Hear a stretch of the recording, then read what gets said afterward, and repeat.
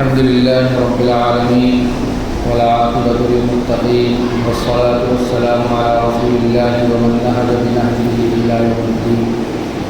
أما بعد فأعوذ بالله من الشيطان الرجيم. بسم الله الرحمن الرحيم. اقرأ باسم ربك الذي خلق خلق الإنسان من علق اقرأ وربك الأكرم الذي علم بالقلم علم الإنسان ما لم يعلم. وقال النبي صلى الله عليه وسلم طلب العلم فريضة على كل مسلم. وقال النبي صلى الله عليه وسلم من خرج في طلب العلم فهو في سبيل الله حتى يرجع. صدق الله العظيم وصدق رسوله النبي الكريم ونحن على ذلك من الشاهدين. محترم عزیز دوستوں، ہمیں یہ جاننا چاہیے اور ہمیں یہ بات معلوم ہونا چاہیے کہ جب اللہ تبارک و تعالی نے جناب محمد رسول اللہ صلی اللہ علیہ وسلم کو رسالت اور پیغمبری اور نزول قرآن کا سلسلہ شروع کیا، وہ کس پیغام سے اور کس چیز سے شروع کیا؟ گویا کہ ہم یوں کہیں کہ اسلام کا پہلا پیغام کیا ہے، اسلام کی پہلی بات کیا ہے، اسلام کے بنیادی ابتدائی الفاظ کیا ہیں؟ معلوم ہے آپ میں سے کسی کو؟ ارے کسی کو معلوم ہے؟ جس کو معلوم ہے وہ ہاتھ اونچا کرے. پوچھوں گا بھی جس نے ہاتھ اونچا کرا اس سے، اس لیے سوچ سمجھ کے ہاتھ اونچا کرنا. آپ کو معلوم ہے اسلام کا پہلا پیغام کیا ہے؟ قرآن جب نازل ہوا تو پہلا کیا پیغام دیا گیا؟ کسی کو معلوم ہے؟ کسی کو نہیں معلوم، یعنی کوئی ہاتھ اٹھانے کے لیے تیار نہیں. حالانکہ آپ نے دیکھا ہوگا جو لوگ اسکول کے اندر پڑھے ہوئے ہیں، کالج پڑھا ہوا ہے جن لوگوں نے، جو سوالات ہوتے ہیں نا، انہی سوالات کے اندر بعض مرتبہ جواب بھی موجود ہوتا ہے. اگر آپ جو قرآن کی میں نے پہلی آیت پڑھی تھی، اگر آپ نے وہ غور سے سنا ہوتا تو آپ میں سے ہر ایک جواب دے سکتا تھا. ہاں دیکھیے جواب آ گیا ہے. اقرأ، پڑھیے. یعنی اسلام کا پہلا پیغام یہ ہے کہ پڑھنا لکھنا سیکھیے، پڑھیے. بغیر پڑھے کچھ نہیں ہو سکتا. بغیر پڑھے نہ تم اللہ کو پہچان سکتے ہو، نہ دین کو پہچان سکتے ہو، اور نہ تم اپنے آپ کو پہچان سکتے ہو، اور نہ تم یہ پہچان سکتے ہو کہ اس دنیا کے بنانے کا مقصد کیا تھا اور تمہیں اس دنیا میں بھیجنے کا مقصد کیا تھا. نہ تم یہ سمجھ سکتے ہو کہ آسمان کو کیسے بنایا گیا، زمین کو کیسے بچھایا گیا، اور پہاڑوں کو کیسے گاڑا گیا. کچھ نہیں سمجھ سکتے بغیر پڑھے. اور آج ہم بغیر پڑھے مسلمان ہیں. ہے نہیں؟ کبھی ہم نے یہ جاننے کی کوشش کی کہ ہم مسلمان ہیں تو کیوں ہیں؟ ہم نے اسلام کو پسند کیا ہے تو کیوں کیا ہے؟ اسلام کو ہم نے اپنا مذہب چنا ہے تو کیوں چنا ہے؟ کبھی کسی نے پڑھنے کی کوشش کی یا کبھی کسی کے ذہن میں یہ بات آئی؟ بتائیے، جواب دیجیے، بتائیے نا. کبھی ذہن میں یہ بات آئی کہ ہم اسلام کو تو پڑھیں، اسلام کیا ہے، کیا سکھاتا ہے، کیا تعلیمات ہیں، اسلام نے کن بنیادی چیزوں پر، کن چیزوں پر توجہ دلائی ہے کہ اس چیز کو اپناؤ؟ کبھی کسی کے تصور میں یہ بات آئی، کسی کے ذہن و دماغ میں یہ بات آئی؟ اور ہم کہتے ہیں کہ ہم مسلمان ہیں. یہ غلط فہمی ہے. جو اسلام کو پڑھے گا وہ اصلی مسلمان کہلائے گا. جو اسلام کو سمجھے گا وہ اصلی اسلام کا ماننے والا کہلائے گا. اصل چیز ہے پڑھنا. آج بہت ساری قومیں، سینکڑوں لوگ آپ کے اس ملک کے اندر رہنے والے جو پڑھے لکھے ہیں، دین کے اعتبار سے نہیں، دنیا کے اعتبار سے جنہوں نے اسکول، کالج، گریجویشن اور بڑی بڑی ڈگریاں حاصل کی ہیں، آپ اگر فیلڈ میں اتر کر دیکھیں گے تو وہ پڑھے لکھے لوگ یہ پڑھ رہے ہیں، یہ ریسرچ کر رہے ہیں، یہ جد و جہد کر رہے ہیں کہ اسلام کیا چیز ہے، اور جب وہ اسلام کو پڑھتے ہیں تو پھر وہ مسلمان ہو جاتے ہیں۔ اور پھر آپ تقابل کیجئے، آپ کمپیئر کیجئے آپ کے اسلام کا اور ان نو مسلم اور نئے مسلمانوں کے اسلام کا، کہ کس کا اسلام زیادہ طاقتور ہے، کس کا اسلام زیادہ با اثر ہے۔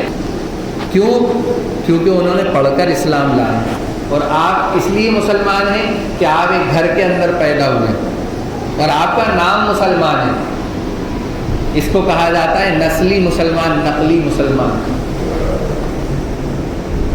قرآن کی پہلی تعلیم ہے پڑھو، اقرأ بسم ربک الذی خلق۔ پھر انہی آیت میں اللہ تبارک و تعالیٰ نے یہ بھی کہا ہے کہ پڑھ کر اللہ کو سمجھو، بغیر پڑھے اللہ کو مت سمجھو۔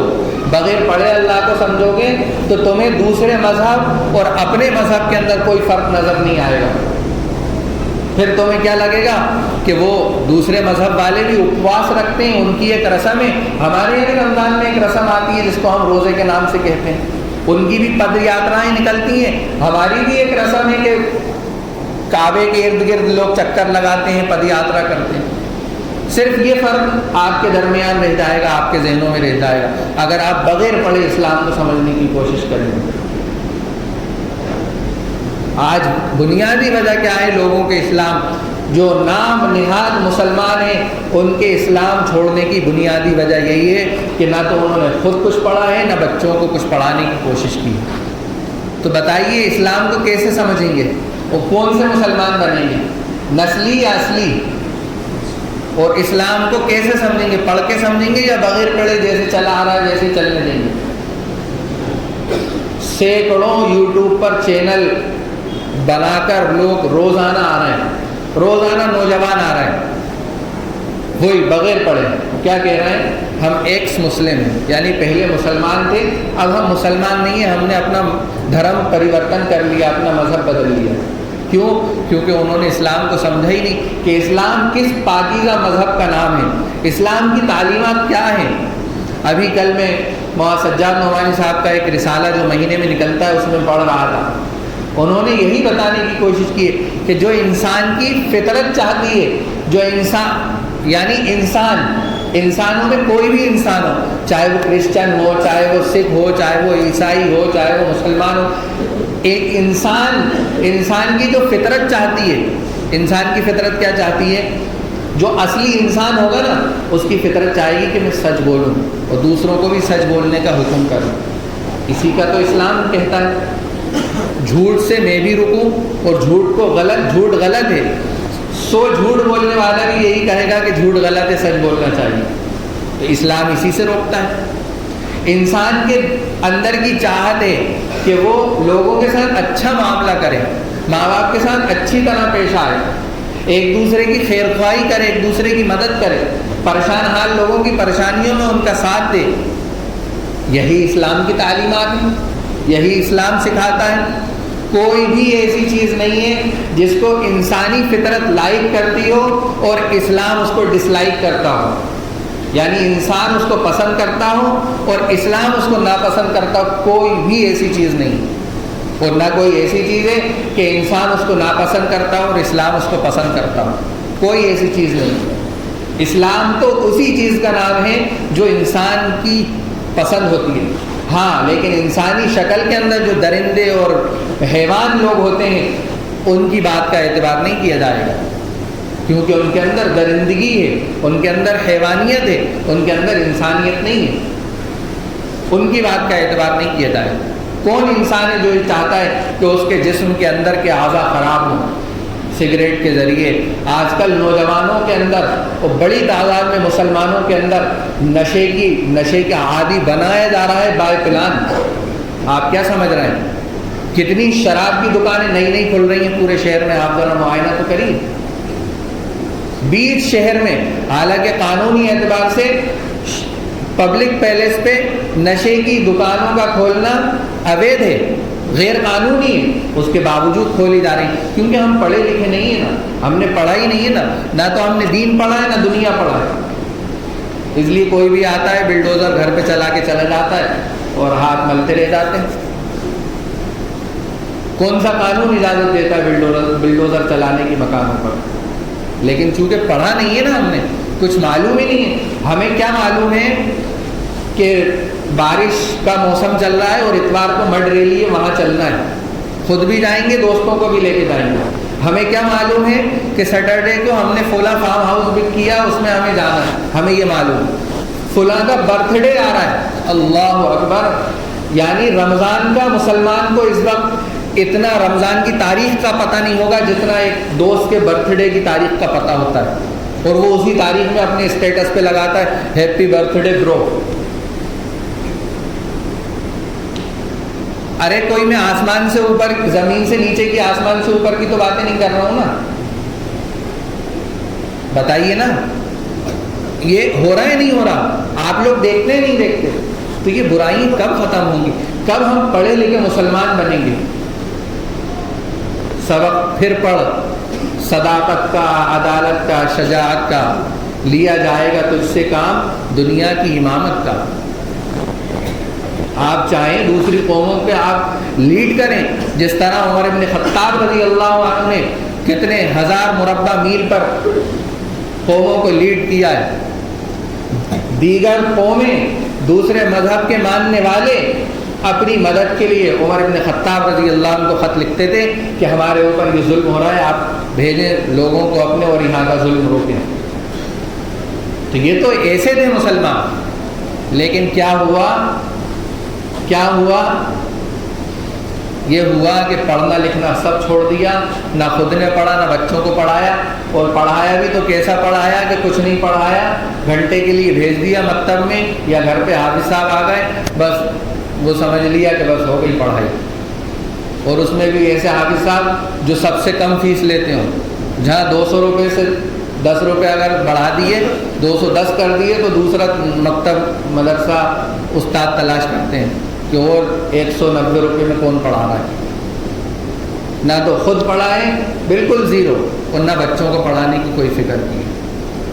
اس لیے اسلام کو سمجھنا ہے تو اسلام کو پڑھنا ہوگا، قرآن کی تعلیمات کو حاصل کرنا ہوگا، قرآن کی جہاں تفسیریں ہوتی ہیں وہاں جا کر بیٹھنا ہوگا، کچھ وقت خود بھی نکال کر دینا ہوگا، 15 منٹ 10 منٹ امام حضرات کو، علماء اکرام کو، کہ حضرت ہمیں اردو پڑھا دیجیے، ہمیں کچھ پڑھا دیجیے۔ جب تک بیٹھیں گے نہیں آ کر، تب تک اسلام سمجھ میں نہیں آئے گا، اور تب تک آپ اپنے گھر کو لیڈ نہیں کر سکتے، اپنے گھر کے رہنما نہیں بن سکتے، دوسری قوموں کے تو دور کی بات ہے۔ یہی قرآن کی آیات کا اور احادیث کی تعلیمات کا یہی خلاصہ آپ کے سامنے بیان کیا گیا ہے۔ درخواست کی جا رہی ہے آپ سے کہ آپ خود بھی پڑھیں، اپنے بچوں کو بھی پڑھانے کی فکریں کریں، اور صرف پڑھانا نہیں۔ اس وقت آپ ایسے ملک میں جی رہے ہیں جہاں ہر طرف آپ کو دوسرے مذہب کی دعوتیں دی جا رہی ہیں کہ آؤ ہمارے مذہب میں، آؤ گھر واپسی کرو۔ تو پڑھیے اور عقائد پڑھیے، اسلام کو اچھی طرح اپنے دلوں کے اندر رچائیے، بسائیے۔ آنے والی نسلیں آپ کے بارے میں کہیں، ہمارے بارے میں کہیں، کوئی غیر ممکن بات نہیں ہے جو نہیں ہو سکتی۔ مشکل ضرور ہے، بس اپنے نفس کو مارنا ہے، اپنے نفس پر قابو پانا ہے، سب آسان ہے۔ مسئلہ ہے نفس کا۔ آج اگر میں اپنے نفس کو مار لوں تو میرے لیے ساری چیزیں آسان ہیں۔ فجر میں اٹھ کر آنا آسان ہے، اللہ کی تھوڑی سی دیر تسبیح پڑھنا آسان ہے، اپنے چہرے مہروں کو اللہ کے نبی کی طرح بنانا آسان ہے، سب کچھ آسان ہے اگر نفس کے اوپر آدمی قابو پا لے۔ صبر کہتے ہیں، صبر کے 3 شعبے ہیں، بس یہ بتا کے بات ختم کرتا ہوں۔ صبر کے 3 شعبے ہیں، ان اللہ مع الصابرین جو کہا گیا ہے نا، صبر کرنے والوں کے ساتھ اللہ ہوتا ہے، اس کے 3 شعبے ہیں۔ پہلا یہ ہے کہ حرام اور ناجائز کاموں پر اپنے نفس کو روکے، یہ ہے صبر کا پہلا درجہ، پہلا شعبہ۔ دوسرا ہے اطاعت اور عبادت کے اندر اپنے نفس کو مجبور کرے کہ نہیں تجھے کرنا پڑے گا. آپ نے سنا ہے نا حدیث کی فضائل کی کتابوں میں، اے نفس تجھے آنا ہوگا، خوشی کے ساتھ آیا ناپسندیدگی کے ساتھ آ، تجھے آنا ہوگا، اللہ کی اطاعت کرنا ہوگی، عبادت کرنا ہوگی، نماز پڑھنا ہوگی، ذکر کرنا ہوگا، لوگوں کی خدمت کرنا ہوگی. یہ ہے صبر کا دوسرا درجہ. اور تیسرا درجہ ہے کہ مصیبت پریشانیوں کے اوپر صبر کرنا. آج ہم تیسرے درجے کو تو لیے گھومتے ہیں ہتھیلیوں پر، اور دونوں درجوں کو ہم نے دونوں سائڈ والی جیبوں میں رکھ رکھے، ایک طرف اس طرف، ایک تو اس طرف. اور ہم کہتے ہیں ان اللہ مع الصابرین، ذرا سی کوئی پریشانی آ جائے ان اللہ مع الصابرین. یہ آیت تو ایسی رٹی ہوئی ہے جیسے کہ. اس لیے یہ جو گزارشات آپ کے سامنے رکھی گئی ہیں، امید ہے آپ ان پر توجہ دیں گے. اللہ تعالیٰ مجھے بھی، آپ حضرات کو بھی کہنے سننے سے زیادہ عمل کی توفیق عطا فرمائے.